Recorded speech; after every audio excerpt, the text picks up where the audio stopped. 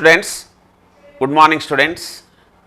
Singareni ITI electrician students. మన సాయి మేధా coaching centre కోటి హైదరాబాద్లో ఆల్రెడీ మనం ఆఫ్లైన్ బ్యాచ్ సక్సెస్ఫుల్గా రన్ అవుతుంది.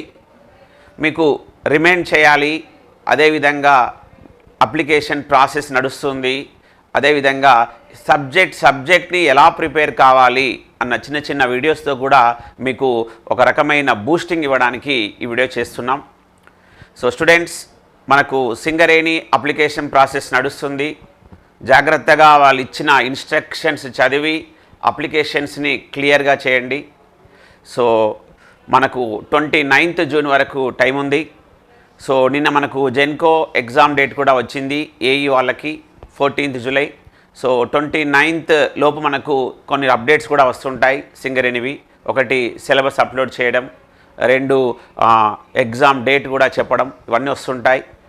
వీటన్నిటిని మీరు గమనిస్తూ మీరు ఖచ్చితంగా ఎవరైతే ఐటీఐ ఎలక్ట్రీషియన్కి ఎలిజిబుల్ ఉన్నారో వాళ్ళు చాలా జాగ్రత్తగా ఒక మంచి కాన్ఫిడెన్స్తో ప్రిపేర్ కావాలి స్టూడెంట్స్. అందుకే మనం మార్నింగ్ 9 o'clock నుంచి ఈవినింగ్ 6 వరకు డైలీ ఒక 2 సబ్జెక్ట్స్ని స్టూడెంట్స్ పైన మంచి గ్రిప్ రావడానికి స్టూడెంట్స్కి నీట్గా ఎక్స్ప్లెయిన్ చేసుకుంటూ నోట్స్ రాయించుకుంటూ వాటిని రివైజ్ చేయించుకుంటూ మనం ఎగ్జామ్స్ కూడా రాస్తున్నాం. స్టూడెంట్స్, ఈ వీడియోలో నేను అసలు బేసిక్ ఎలక్ట్రానిక్స్లో మనల్ని ఎవ్రీ ఇయర్ ఒక టాపిక్ నుంచి అయితే గ్యారంటీ క్వశ్చన్ అడుగుతున్నారు. మనము ఎవ్రీ ఇయర్ అంటే ఐటీఐ సంబంధించినటువంటి ఎనీ నోటిఫికేషన్. సో ఆ క్వశ్చన్ ఏ టాపిక్ నుంచి వస్తుందంటే ఎక్కువగా రెక్టిఫైర్ అనే టాపిక్ నుంచి వస్తుంది. దీంట్లో చాలా క్వశ్చన్స్ అడుగుతాడు. థియరిటికల్ క్వశ్చన్, ఎఫిషియన్సీ ఎంత, రిపుల్ ఫ్యాక్టర్ ఎంత, పీక్ ఇన్వర్స్ వోల్టేజ్ ఎంత, ఇలాంటి డైరెక్ట్ ఫార్ములా బేస్డ్ క్వశ్చన్ ప్రతి స్టూడెంట్ చేయగలుగుతాడు. దాంట్లో కొంచెం టిపికల్ క్వశ్చన్ నేను ఇక్కడ మీకు ఎక్స్ప్లెయిన్ చేస్తున్నాను, చూడండి. ఇది మనల్ని జేఎల్ఎంలో కూడా అడిగాడు. If input of a half wave rectifier is VI equal to 314 sin 50πt, input voltage ఇచ్చాడు. Then the nearest values of average output voltage and output frequency are. ఇది క్వశ్చన్. ఫస్ట్ క్వశ్చన్ చదవగానే మీకు ఏమర్థమైంది అంటే క్వశ్చన్ అనేది related to half wave rectifier. Question is related to half wave rectifier. So నేను ఇక్కడ circuit డయాగ్రామ్ని చూపిస్తున్నాను. Half wave rectifier consist one step down transformer. What type of transformer it consists? One step down transformer. Here I am representing this is step down transformer, and it consists one diode. It consists one diode. Here I am connecting one diode, and here I am connecting a load resistor RL. Here I am connecting a load resistor RL.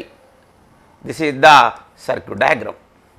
RL means load resistor, D means PN junction diode.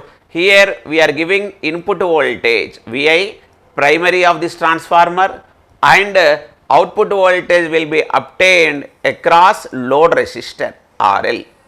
This is the half wave rectifier circuit diagram. So ఇప్పుడు question ఏమంటున్నాడు, if input of a half wave rectifier VI equal to 314 sin 50πt, input voltage VI equal to 314 sin 50πt ఇచ్చాడు. ఇది ఒక AC input voltage. So మనందరికీ తెలుసు ఒక standard equation of AC input voltage. What is the standard equation of AC input voltage? That is Vm sin omega t. This is the standard representation of AC voltage. What is the formula? Vm sin omega t. In this equation, standard equation, what is Vm? Vm అంటే మనం దాన్ని maximum voltage అంటాం, అప్పుడప్పుడు peak voltage అని కూడా అంటాం. What is Vm? Vm is maximum voltage. And omega, that is given in terms of frequency, angular frequency అంటాం, where omega equals to formula అందరికీ తెలుసు 2πf. What is the omega formula? 2πf. And what is the units of omega? Radians per second. Omega units radians per second.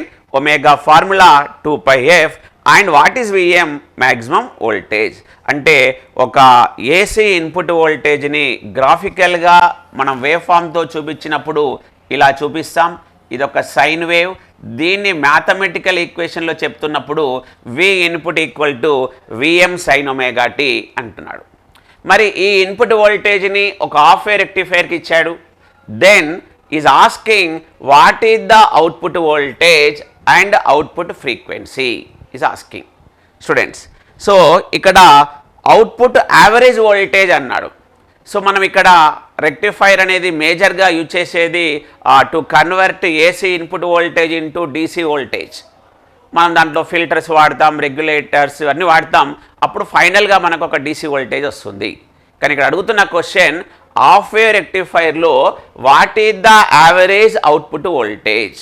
అలా మనం efficiency కోసం average output voltage, RMS voltage, output voltage, half way rectifier, full way rectifier, bridge rectifier ఇవన్నీ నేర్చుకున్నాం. So ఇక్కడ అడిగిన క్వశ్చన్కి formula ఏంటి అంటే చూడండి, in half way rectifier average output వోల్టేజ్ని మనం సింపుల్గా డీసీ వోల్టేజ్ అంటాం. DC voltage equal to formula Vm by pi.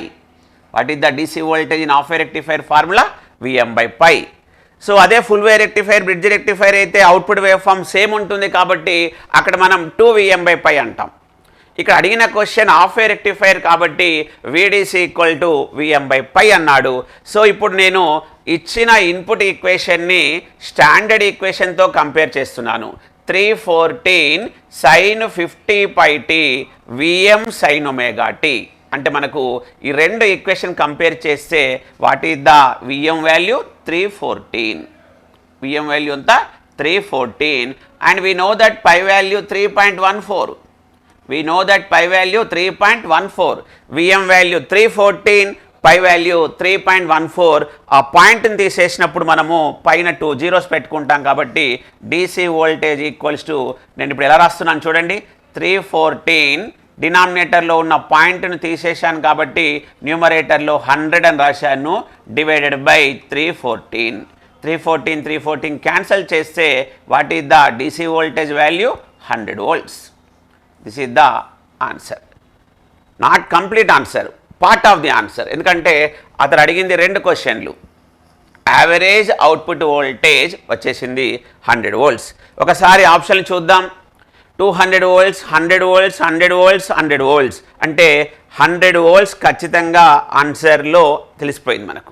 But at the same time ఇంకొక క్వశ్చన్ కూడా అడుగుతున్నాడు. What is that? Output frequency అన్నాడు. దాన్ని మనం రిపుల్ ఫ్రీక్వెన్సీ అని అంటాం. సో మనం ఇక్కడ రెండు స్టాండర్డ్ బిట్స్ కూడా నేర్చుకున్నాం క్లాస్ రూమ్లో. In half way rectifier ripple frequency, output frequency same as its input frequency. అదే full way rectifier, bridge rectifier అయితే ripple frequency or output frequency is twice of its input frequency. So ఇక్కడ అడిగిన question half way rectifier కాబట్టి మనల్ని output frequency అన్నాడు కాబట్టి output frequency same as its input frequency. F output equal to, నేను formula ఏమంటున్నాను, F input. అదే ఒకవేళ question related to full way rectifier, bridge rectifier అయితే అప్పుడు మనం అక్కడ 2 into ఎఫ్ ఇన్పుట్ అని రాయాలి. దాన్ని మనం twice of its input frequency అంటాం. మరి ఇప్పుడు మళ్ళీ స్టాండర్డ్ ఈక్వేషన్తో ఇచ్చిన ఈక్వేషన్ కంపేర్ చేస్తున్నాను. Vm నుంచి మనకు DC వోల్టేజ్ వచ్చేసింది. ఇక్కడ ఈక్వేషన్ని sine omega T sine 50 pi t చూస్తే ఒమేగా ఈక్వల్ టు ప్రాబ్లంలో 50 pi అంటున్నాడు. ఒమేగా ఈక్వల్ టు ఎంత అంటున్నాడు? 50 pi. ఇప్పుడే ఫార్ములా చెప్పాను, omega equal to 2 pi f అని. సో ఇక్కడ omega equal to 2 pi f రాశాను. 2 pi f equal to what is the value here? 50 pi. So pi cancel అయిపోయింది. 2 1 జా 225 అంటే మనకు వచ్చిన ఇన్పుట్ ఫ్రీక్వెన్సీ వాల్యూ ఇక్కడ ఎంత? 25 Hz. What is the input frequency here? 25 Hz. Input frequency 25 Hz. So students, half way rectifier output frequency అడుగుతున్నాడు. So output frequency same as its input frequency అన్నాడు కాబట్టి ఇక్కడ ఆన్సర్ మనం ఎంత చెప్పచ్చు, 25 hertz is output frequency. So అతను అడిగిన 2 క్వశ్చన్స్కి ఆన్సర్ చెప్పేశాం. యావరేజ్ అవుట్పుట్ వోల్టేజ్ వచ్చేసి 100 వోల్ట్స్, అదేవిధంగా అవుట్పుట్ ఫ్రీక్వెన్సీ వచ్చేసి 25 hertz.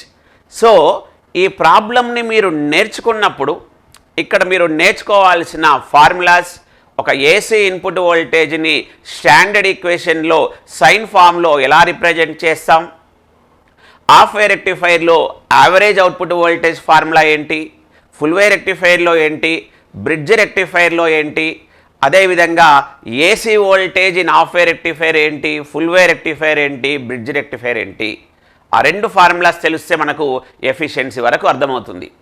At the same time output frequency అడుగుతున్నాడు. అవుట్పుట్ ఫ్రీక్వెన్సీ అడిగినప్పుడు మనము ఒమేగాలో ఇస్తాడు.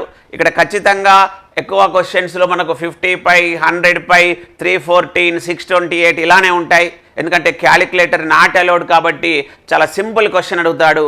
బట్ మనం ఆ ప్రాబ్లం చేసేటప్పుడు ఒమేగా అంటే 2πf అన్న ఫార్ములాని మనము హాల్లో అది గుర్తు చేసుకోవాలి, రిమైండ్ చేసుకోవాలి. Omega formula 2πf.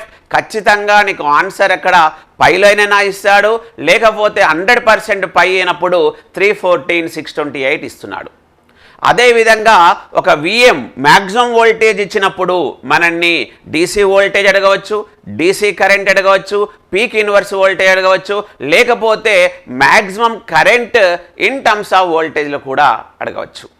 ఇలా ఒక ప్రాబ్లంను చేసి దానికి రిలేటెడ్ ఫార్ములాస్ అన్నిటిని రాసుకుంటే ఖచ్చితంగా మీరు ఇలాంటి టాపిక్స్ ఇక్కడ ఎక్కువ క్వశ్చన్స్ మనల్ని ప్రాబ్లం బేస్డ్ క్వశ్చన్స్ అడుగుతాడు, అప్పుడప్పుడు ఫార్ములా బేస్డ్ అడుగుతాడు. సో ఖచ్చితంగా ఫార్ములా వస్తేనే మనకి ఇక్కడ ఆన్సర్ వస్తుంది. కాబట్టి మీరు ఒక సిస్టమేటిక్గా ప్రిపేర్ అయితే ఇక్కడ నుంచి మీరు ఒక 1 మార్క్ క్వశ్చన్ని 100% గెయిన్ చేయవచ్చు. సో స్టూడెంట్స్, నెక్స్ట్ వీడియోలో మరొక ప్రాబ్లం యాంప్లిఫైర్ పైన ఎలా ఉంటుందో డిస్కస్ చేద్దాం. Thank you students.